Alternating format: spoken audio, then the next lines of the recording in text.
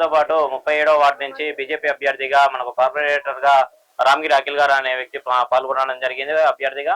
అదే విధంగా బీజేపీ బలపరిచినటువంటి వ్యక్తి, అదే విధంగా యువత అనేది ముందుకు రావాలని చెప్పేసి ఆకర్షణతో ఈ రోజు వారికి టికెట్ ఇవ్వడం జరిగింది. వారు ప్రచారం ఏ విధంగా సాగుతుంది, ప్రజల ఆదరణ ఏ విధంగా ఉందనే అంశంపై వాళ్ళతో మాట్లాడి తెలుసుకునే ప్రయత్నం చేద్దాం.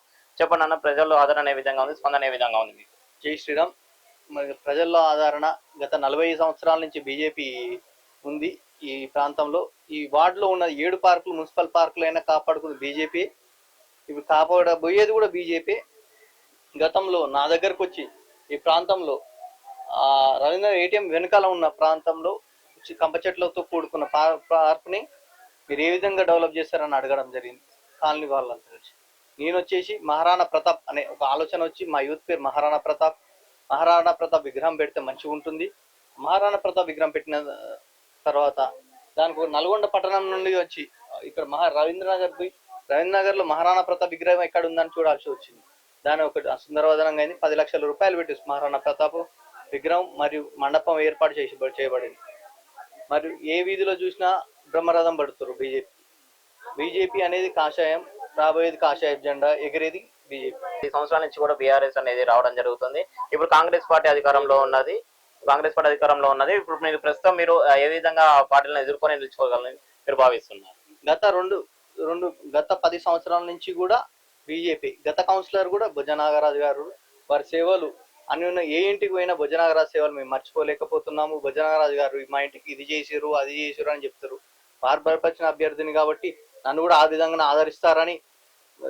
ఈ వార్డులో ఏదైతే మోరీల సమస్యలు ఉన్నాయో అదే విధంగా ఉంది, ఇంకా కూడా పునరుద్ధరణ అనేది చేయడం లేదు, ఎందుకు కావచ్చు అంటారు? మా వార్డులో ప్రతి మోరీ, అంతకుముందు మోరీ డ్రైనేజ్ అనేదే లేదు.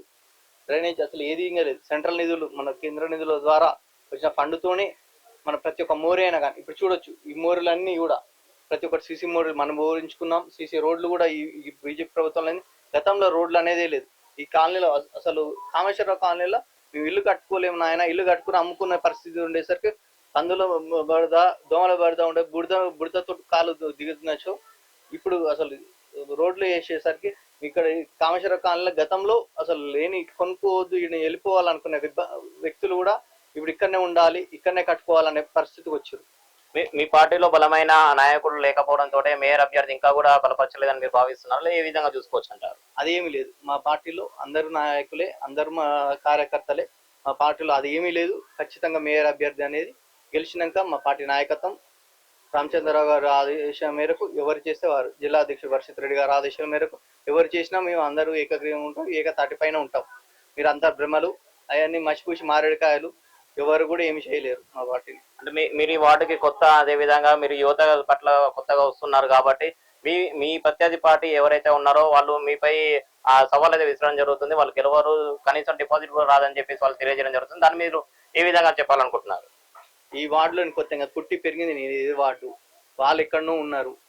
ప్లాట్ కబ్జాలకు గురవుతున్న పార్కులని, కబ్జాల గుడి పేరు ఇదిగో బూచి ఇదిగో దొంగ అని చెప్పేసుకొని మనము చేసేది ఏం ప్రసక్తి లేదు.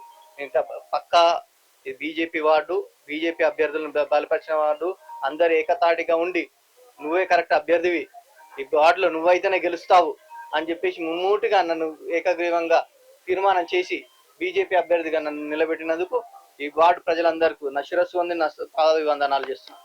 అదే విధంగా మీరు ఇప్పుడు మున్సిపాలిటీలో ఏదైతే ఆ సెంట్రల్ ఫండ్స్ అయితే ఇవన్నీ కూడా మాకు అమలు చేస్తారని జరుగుతుందో అవి మీ ప్రజల్లోకి ఏ విధంగా చేయాలనుకుంటున్నారు? మీ ప్రణాళిక ఏ విధంగా ఉంది? అసలు కార్పొరేషన్ నుంచి వచ్చే సీసీ రోడ్లు కానీ, సీసీ కెమెరాలు కానీ, ఈ వార్డులో ఉన్న ప్రతి ఒక్కటి స్ట్రీట్ లైట్లు కానీ, వీధి దీపాల కానిచ్చి డ్రైనేజ్ వ్యవస్థ, మంచినీటి వ్యవస్థ, ప్రతి ఒక్కటి ఆడవారికి స్పీడ్ బ్రేకర్లు, ఆడవారికి ఖచ్చితంగా నా ప్రత్యేక నిధులతోటి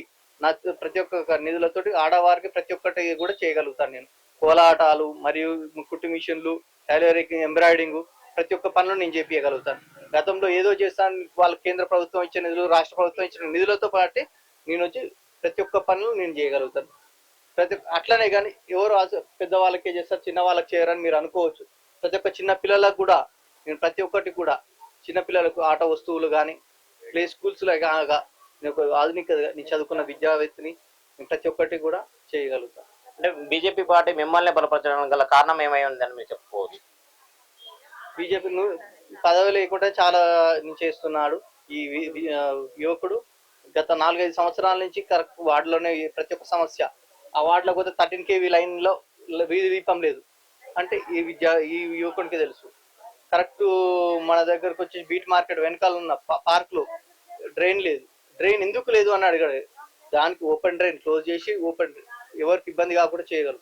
ప్రతి ఒక్క బీట్ మార్కెట్ కానీ, హనుమాన్ నగర్, రవీంద్ర నగర్, కామేశ్వరరావు కానీ ప్రతి ఒక్క దగ్గర కూడా బ్రహ్మరథం బట్టి నువ్వైతేనే కరెక్ట్, ఈ అఖిల అయితేనే కరెక్ట్, ఈ వార్డుకి ఖచ్చితంగా నువ్వు వీరే చేయగలుగుతారని చేస్తున్నాను. చివరిగా మీ వార్డు యువత కావచ్చు, అదే విధంగా వృద్ధులకు కావచ్చు, మహిళలకు కావచ్చు, మీరు ఇచ్చేటువంటి భరోసా ఏంటి?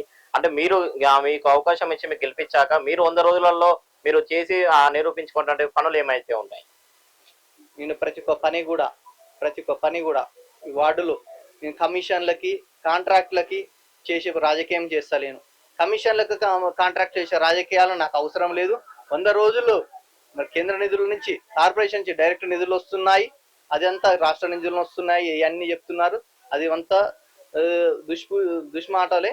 ఖచ్చితంగా కేంద్ర ప్రభుత్వం నుంచి నిధులని దుర్వినియోగం చేయకుండా సద్వినియోగంగా ప్రతి ఒక్కటి వార్డులోనే ఖర్చు పెట్టి కరెక్ట్ వార్డు ప్రజలకే ఖర్చు పెట్టి వార్డు ప్రజలనే మమైకమై ఉండాలని కోరుకుంటున్నాను.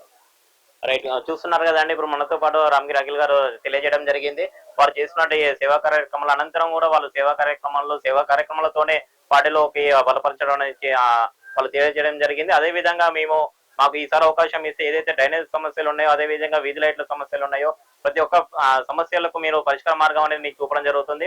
అదే విధంగా మహిళలు కావచ్చు, యువత కావచ్చు, నేను అండగా ఉండి భరోసాగా ఉండి నేను అనునిత్యం వాళ్ళతో మమేకమయ్యి వాళ్ళకి ఎలాంటి సమస్య ఉన్నా కూడా ఎల్లప్పుడూ నేను వారి పరిష్కార మార్గానికి నేను కృషి చేస్తానని నాకు ఈ ఒక్కసారి అవకాశం ఇప్పించగలరని వాళ్ళు కోరడం జరుగుతుంది. కెమెరామ్యాన్ మురళితో రిపోర్టింగ్ మహేష్.